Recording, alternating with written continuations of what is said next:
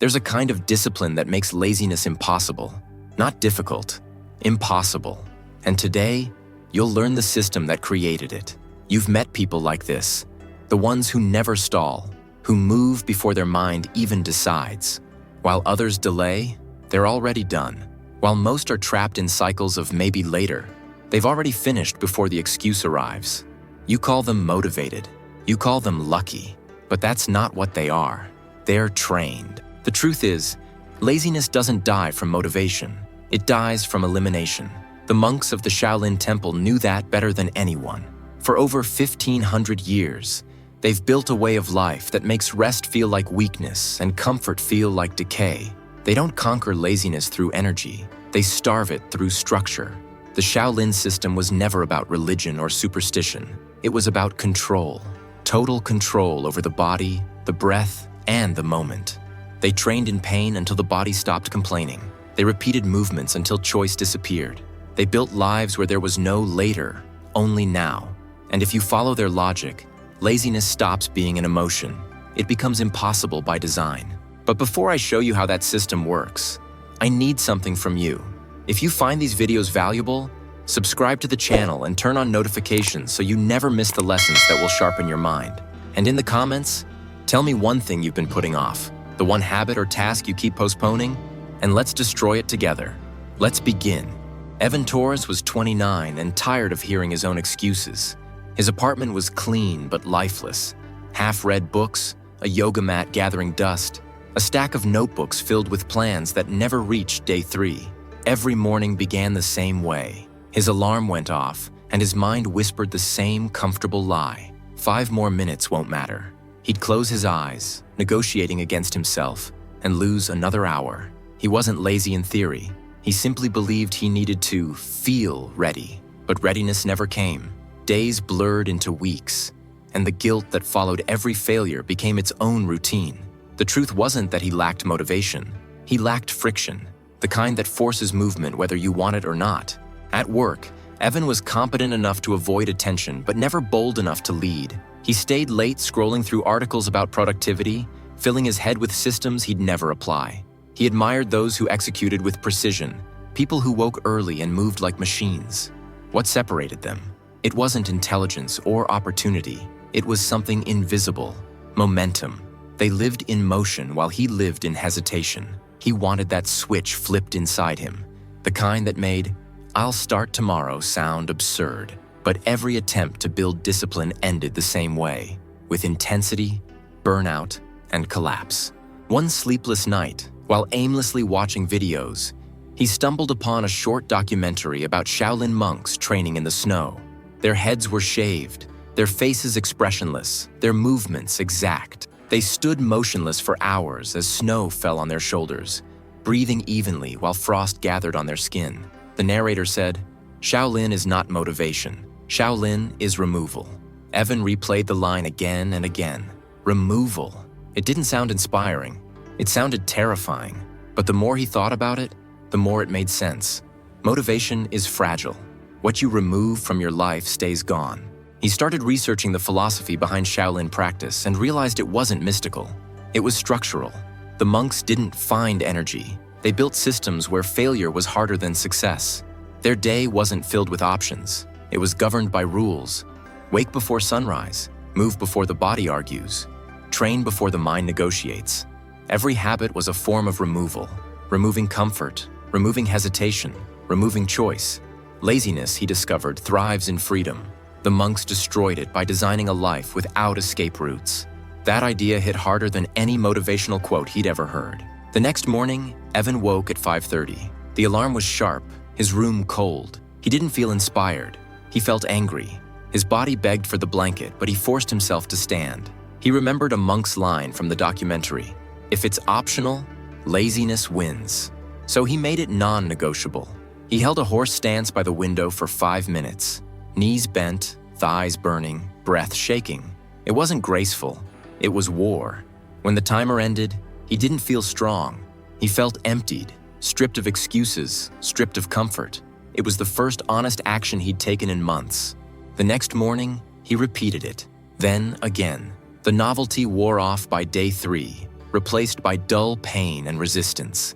Every second in the stance felt like punishment, but he didn't move. He watched the minutes crawl and realized something he'd never seen before.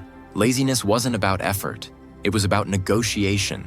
His body wasn't the problem. His mind was. It whispered bargains constantly. You can make up for this later. You worked hard yesterday. You deserve rest. The monk's secret wasn't willpower. It was the refusal to listen. By the end of the week, Evan noticed subtle changes. His mornings felt cleaner. No rushing, no guilt, no mental chatter about when to start. He still hated the cold, but he no longer waited for comfort to act.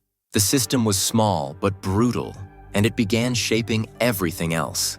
He started eating simpler, dressing faster, cutting small decisions that drained energy. He learned that laziness doesn't vanish.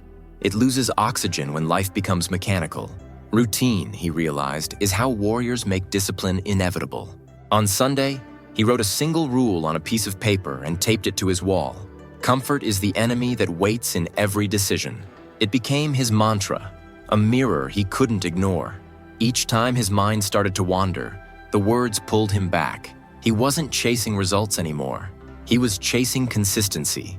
Progress, he wrote, wasn't a sprint. It was erosion, the kind that eats through resistance slowly until nothing remains.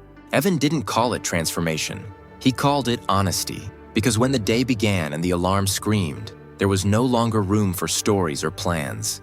There was only movement, one action, repeated until it no longer required thought. He understood now why the monks trained in silence.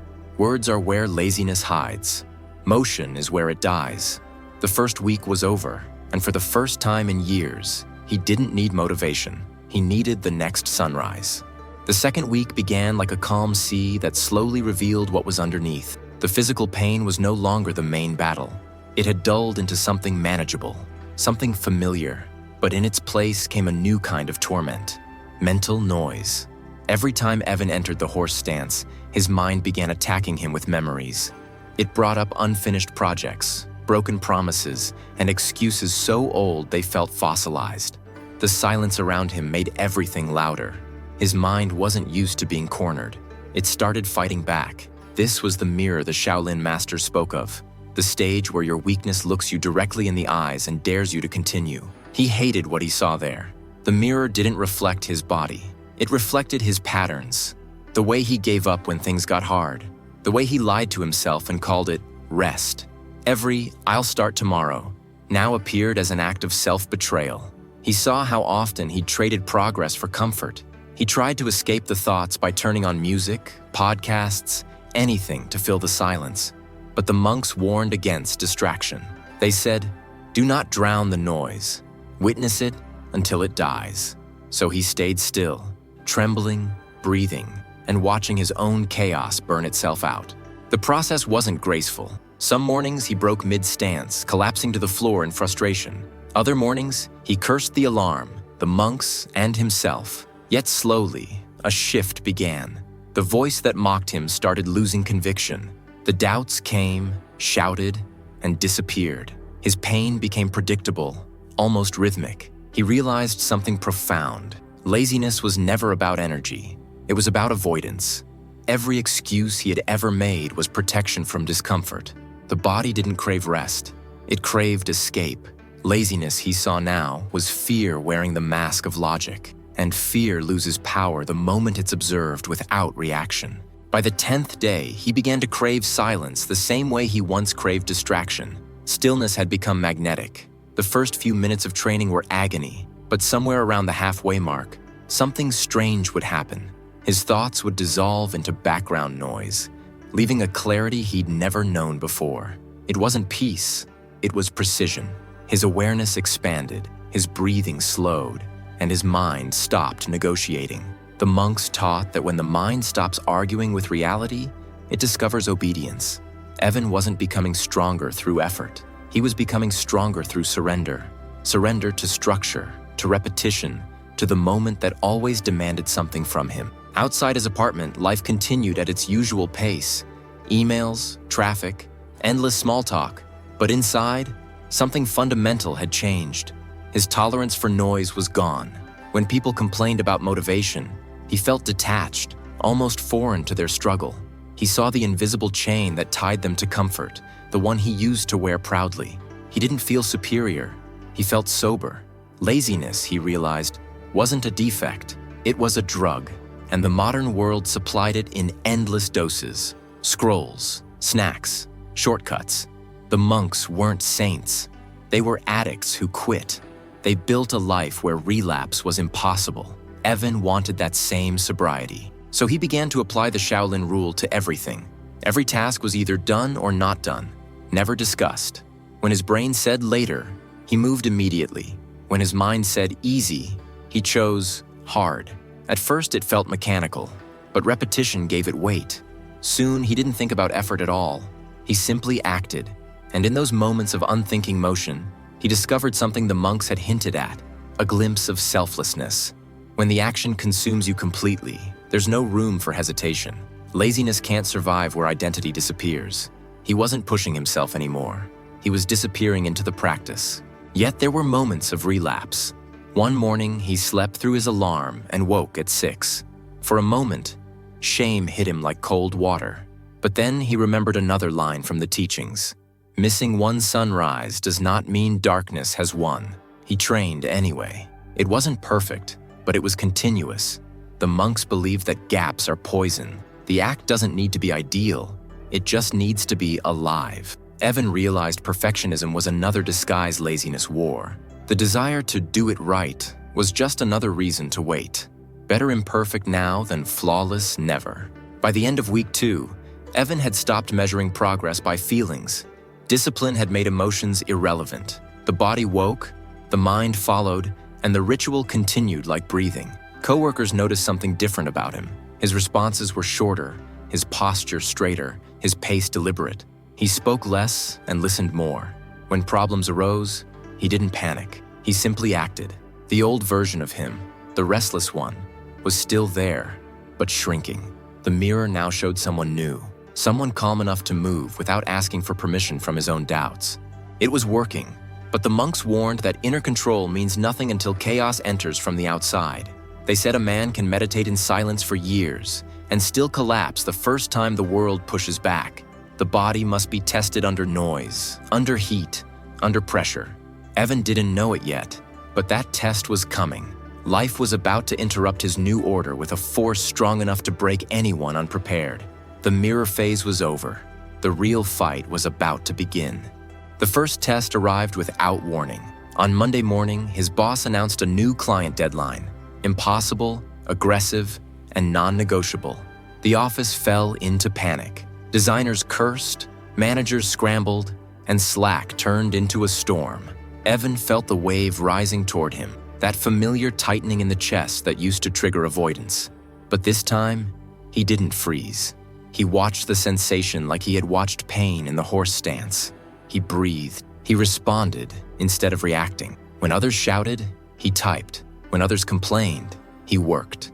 The storm didn't disappear, but he stayed still inside it. For the first time, he saw how the internal calm he'd built wasn't fragile. It was transferable. The discipline held. By noon, the chaos had deepened. The project scope kept changing, the timeline shrinking. His coworkers fueled each other's anxiety, feeding off panic as if it were oxygen. In the past, Evan would have joined them, matching their tone, their urgency, their excuses. But now, it felt like watching people drown in shallow water. He didn't feel superior, just detached. His breath was steady, his attention anchored.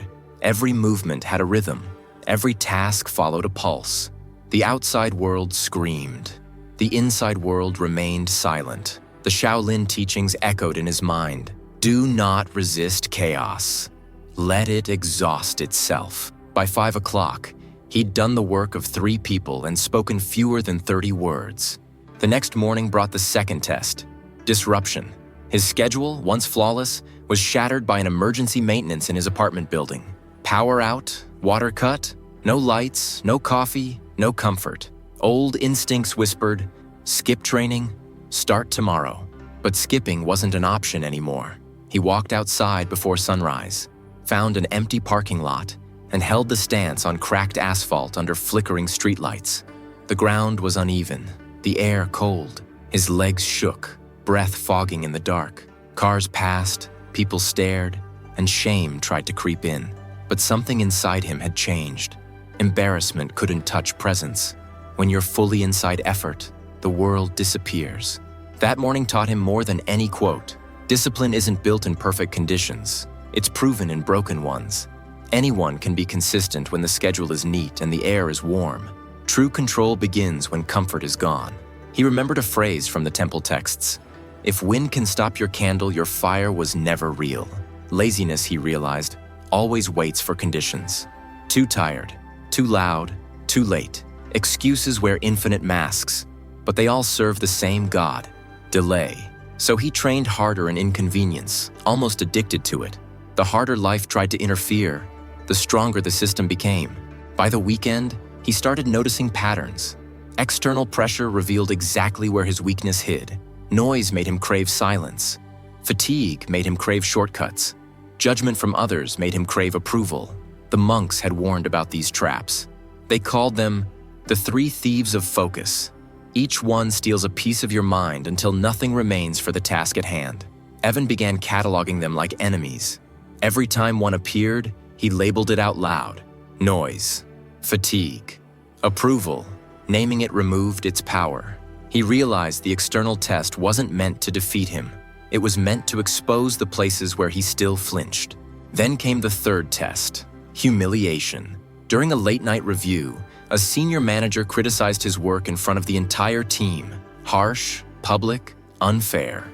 The old Evan would have defended himself instantly, voice raised, pulse racing. But now he stayed still. He let the criticism land, felt the sting, and didn't move. The silence was heavy. His manager grew uncomfortable and moved on. Evan returned to his task without reaction. He understood then that stillness wasn't weakness. It was control disguised as patience. When your emotions stop dictating behavior, power quietly changes sides. That night, alone in his apartment, he smiled. The world had tried to break his rhythm. It failed. Each challenge that week revealed the same truth. The enemy outside is always smaller than the enemy inside. Laziness had evolved. It no longer tempted him to sleep or scroll. It tried to make him care what others thought. It whispered, be liked, be seen, be comfortable. But those words had no weight anymore. He was past motivation. He was operating on system. The Shaolin called this stage Wu Wei, action without effort, motion without emotion. When the self dissolves, work becomes simple. He wasn't grinding. He was gliding through resistance like water flowing around rock. Still, exhaustion hit. On day 45, his body ached like it did in the beginning. Muscles sore, mind foggy. He considered rest, then remembered the temple principle. Rest is part of motion, not the end of it. So he adjusted. Shorter stance, slower breath, lighter reps, but never zero. The continuity mattered more than the comfort. His body would heal, but the mind couldn't afford gaps. Even in fatigue, he moved. Even in doubt, he trained. The system wasn't about strength anymore. It was about identity. He wasn't a man doing hard things. He was a man incapable of not doing them. By the end of the week, Evan realized something frightening. The world had changed, but only for him. Deadlines still came, people still complained, and traffic still screamed. Yet everything felt quieter. It wasn't that the noise had disappeared. It was that he had risen above the frequency. He understood now why the monks called discipline a form of ascension. You don't escape the chaos. You stop belonging to it. He didn't feel enlightened or special. He just felt steady. And in a world built on distraction, steadiness was beginning to look like a superpower. But the monks warned, after steadiness comes the real trap. When the outside world can no longer shake you, the danger turns inward again. Pride, control, identity. They called it the hidden poison. Evan didn't see it coming, but soon it would infect everything he had built. The hidden poison came quietly. It wasn't doubt this time. It was pride. Evan began to notice a subtle shift in how he viewed his own routine.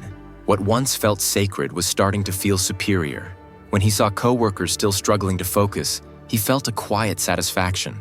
When he caught himself thinking, I've evolved past them, he heard a faint warning in the back of his mind, the same one the monks had written about centuries ago. Pride is the final mask of laziness. It stops growth by declaring the journey complete. For a few days, he ignored it. But pride, he discovered, has a scent. It lures comfort back in disguise. And comfort, once invited, always brings decay. The next morning, he caught himself moving slower. Not much, just a few seconds of hesitation before starting his stance. Then another the following day. His body still obeyed, but the precision was gone. The structure that once felt unbreakable now had cracks. He realized that even discipline can turn against itself when it becomes ego. The monks didn't worship perfection. They worshipped the practice itself, the act of showing up empty, ready to be shaped again. Evan decided to reset everything, to rebuild humility through simplicity. He stopped timing his stance. He stopped measuring minutes. He trained until his breath, not a clock, told him when to stop. That week, something changed again. Training felt different, alive, not mechanical. The system wasn't about control anymore. It was about flow. The Shaolin masters called it the moving stillness, the state where repetition becomes awareness and awareness becomes life. There was no beginning or end to the ritual now. The act of training spilled into the rest of his day. Every movement, walking, typing, eating, became its own meditation. There was no separation between work and discipline, between effort and ease. He finally understood what the old text meant by, when the stance leaves the body, it must remain in the mind. True mastery wasn't about doing more. It was about doing less, more completely. On the 60th day, he woke before his alarm and stood by the window, watching the light spread over the buildings. His reflection in the glass didn't look different, but something in his presence did. He moved slower, breathed deeper, thought less. His body felt heavier, not with fatigue, but with purpose, the kind of still gravity that comes from alignment. He realized laziness had never been a habit to break. It was an identity to outgrow. The system had done its work. It hadn't made him superhuman. It had made him stable. And stability, he understood now, is the rarest form of strength. Evan's story isn't about becoming extraordinary. It's about returning to what's essential. The Shaolin system doesn't teach magic. It teaches removal. Remove options. Remove hesitation. Remove the need to feel ready before you move. Laziness survives on space, on gaps between intention and action. Close those gaps, and it starves. Discipline isn't built through intensity. It's built through simplicity repeated until identity changes. When that happens, effort disappears. What remains is presence. The question now isn't whether you can destroy laziness. You can. The question is, will you pay the price of structure? Because the system doesn't just demand effort. It demands the death of convenience. If you're ready for that, start tomorrow morning. Don't announce it. Don't post it. Just move. Let action become your proof. If this video helped you understand discipline on a deeper level, subscribe to the channel, like this video, and tell me in the comments, what's the comfort you'll eliminate first? Because strength that scares others always begins with what you're willing to remove.